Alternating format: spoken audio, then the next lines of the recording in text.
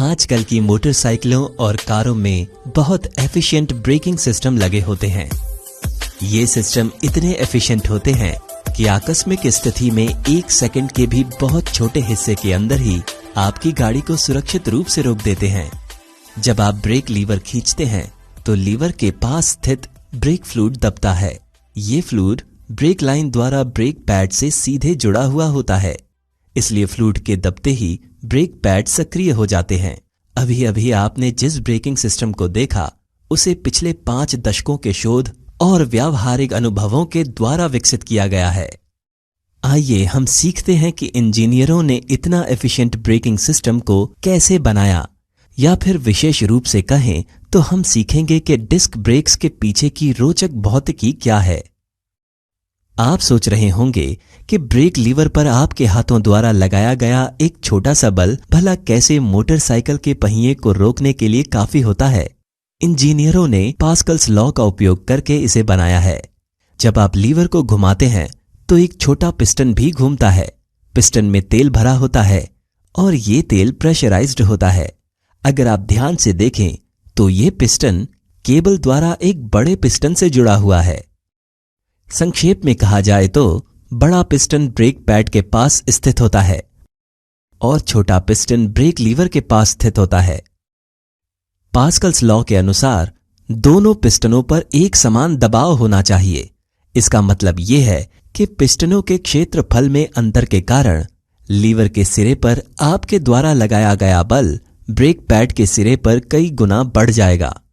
ये बल brake pad को आगे बढ़ाएगा और ब्रेक पैड ब्रेक डिस्क को दबा देगा और इस प्रकार पहिया रुक जाएगा। डिस्क सीधे पहिए से जुड़ी होती है। क्षेत्रफल को और अधिक बढ़ाने के लिए ब्रेक पैड के सिरे पर आमतौर पर 2 पिस्टनों का प्रयोग किया जाता है। इस प्रणाली के बारे में एक और रोचक बात यह है कि पिस्टन तो केवल एक तरफ लगे होते हैं, लेकिन फिर दूसरी तरफ के ब्रेक पैड कैसे चलते हैं?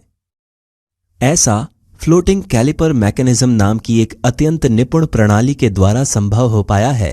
गौर करने वाली बात है कि इस प्रणाली का सबसे बड़ा हिस्सा कैलिपर स्थिर नहीं होता, बल्कि लीनियर मूवमेंट करने के लिए स्वतंत्र होता है।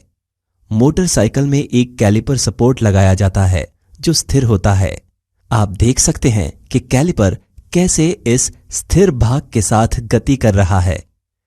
इसका मतलब है कि जैसे ही सिलेंडर में दबाव बनता है वैसे ही फ्लोटिंग कैलिपर स्थिर हिस्से की विपरीत दिशा में चलने लगता है।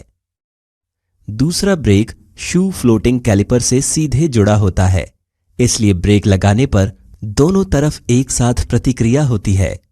डिस्क और ब्रेकिंग पैड्स के बीच फ्रिक्शन के कारण बड़ी मात्रा में गर्मी उत्पन्न होती है और डिस्क बहुत ज्यादा गर्म हो जाती है। मोटरसाइकिलों में डिस्क के चारों ओर हवा के प्रवाह के कारण इसके तापमान को नियंत्रित किया जा सकता है।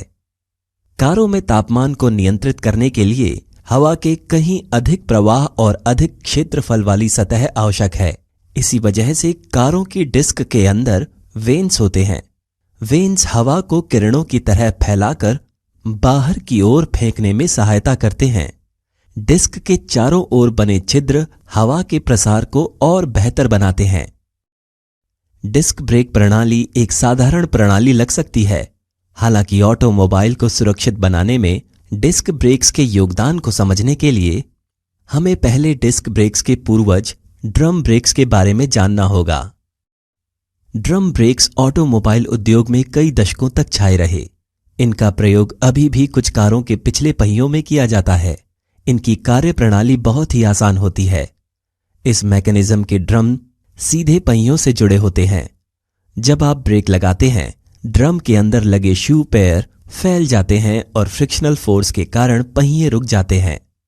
पहली नजर में ये मैकेनिज्म आसान और बिल्कुल परफेक्ट लगता है, लेकिन ड्रम ब्रेक्स अक्सर ब्रेक लगाते समय बहुत अधिक गर्म हो जाते हैं। उनके बहुत नजदीक होने के कारण ड्रम ब्रेक्स का तापमान इष्टतम स्तर पर बनाए रखना आसान काम नहीं है। इस तरह बहुत अधिक गर्म हो जाने से ये फैल सकते हैं, खराब हो सकते हैं या इनका आकार बदल सकता है।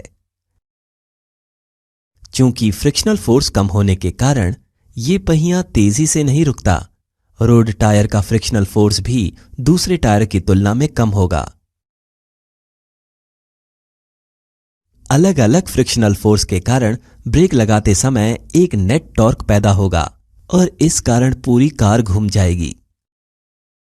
इसलिए आप देखते हैं कि जिन पुरानी कारों में ड्रम ब्रेक्स लगे होते हैं वो कभी कभी ब्रेक लगाते समय दाएं और बाएं को हिलने लगती है। अत्यधिक गर्म हो जाने की ऐसी कोई समस्या डिस्क ब्रेक्स में नहीं होती है। ड्रम ब्रेक्स की तुलना में डिस्क ब्रेक्स की स्टॉपिंग पावर ज्यादा अच्छी होती है। आपको ये जानकर आश्चर्य होगा कि ज्यादातर हैवी ड्यूटी ट्रक्स में अभी भी ड्रम ब्रेक तकनीक का उपयोग होता है। इसका कारण बिल्कुल सीधा सा है कि ट्रक के ड्रम ब्रेक्स में धातु के बड़े बड़े पुर्जे लगे होते हैं। वे गर्मी को सोखने का काम बहुत अच्छी तरह से करते हैं और उन्हें ज्यादा गर्म होने से बचाते हैं। डिस्क ब्रेक्स ड्रम ब्रेक से अधिक महंगे होते हैं, इसलिए हैवी ड्यूटी ट्रक में डिस्क ब्रेक्स का उपयोग करना किफायती नहीं है।